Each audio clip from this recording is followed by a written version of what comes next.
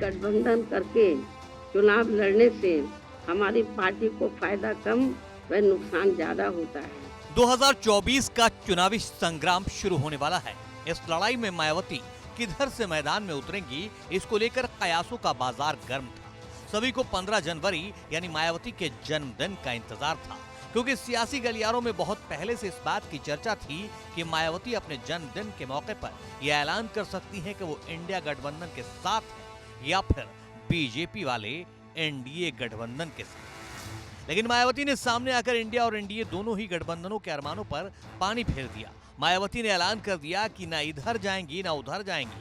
2024 में हाथी सीधी चाल चलेगी और एकला चलेगी, मतलब चुनाव पूर्व किसी से भी कोई गठबंधन नहीं। गठबंधन को लेकर पार्टी का ये भी मानना है कि इस मामले में अभी तक का अधिकांश अनुभव यही रहा है कि गठबंधन करके चुनाव लड़ने से हमारी पार्टी को फायदा कम व नुकसान ज्यादा होता है तथा इससे पार्टी का वोट प्रतिशत भी कम हो जाता है और फिर बीएसपी से गठबंधन करने वाली पार्टी को पूरा फायदा पहुंच जाता है।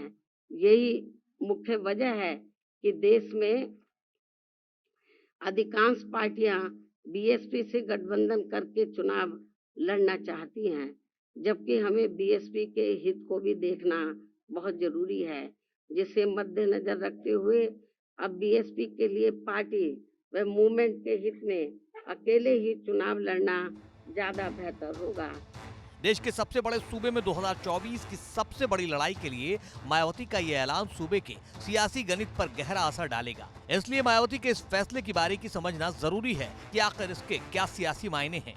मायावती ने अकेले चुनाव लड़ने के अपने फैसले को लेकर कई तर्क गिनाए हैं। सबसे पहले तो यही तर्क दिया है कि अकेले इसलिए चुनाव लड़ रही हैं क्योंकि बसपा का नेतृत्व एक दलित के हाथ में है।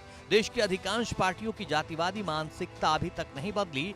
गठबंधन करने पर बसपा का वोट पूरा चला जाता है, लेकिन उनका बेस वोट बसपा को ट्रांसफर नहीं होता है। खासकर अपर क्लास का वोट बसपा को ट्रांसफर नहीं होता है। मायावती ने वोट ट्रांसफर नहीं होने का उदाहरण देते हुए पिछले आम चुनाव और विधानसभा चुनाव के आंकड़े पेश किए हैं। साथ ही ईवीएम से होने वाले चुनाव को बीएसपी की हार और घटते वोट शेयर की वजह बताई है। मायावती ने साथ में ये भी जोर दिया है कि वो चुनाव बाद गठबंधन करने की सोच सकती हैं, लेकिन उसके लिए मुफ्त में समर्थन नहीं करेंगी, बल्कि उचित भागीदारी के साथ शामिल होंगी। अब मायावती के दावे के सच को भी जानने की कोशिश करते हैं।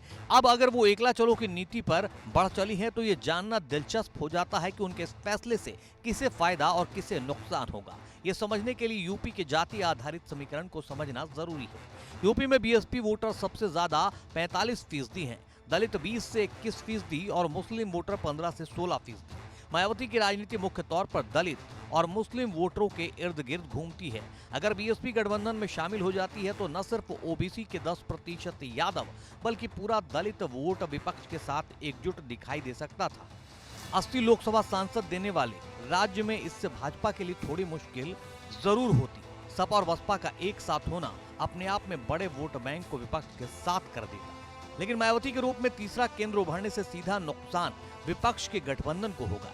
मायावती का अकेले चुनाव लड़ना एक तरह से भाजपा के लिए राहत भरी खबर है। भाजपा को वोट न देने वाले यानी विरोधी वोटर अब दो विकल्पों में बटेंगे। हो सकता है कि कुछ मुस्लिम वोटर सपा के साथ जाएं, कुछ बसपा के। इसी तरह दलित भी भाजपा, बसपा, सपा, कांग्रेस में बढ़ जाएंगे। ऐसे में बीजेपी खुद को अच्छी पोजीशन में देख रही होगी।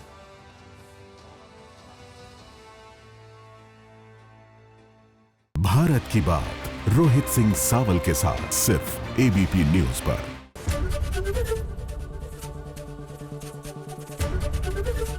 एबीपी गंगा, खबर आपकी, जुबान आपकी।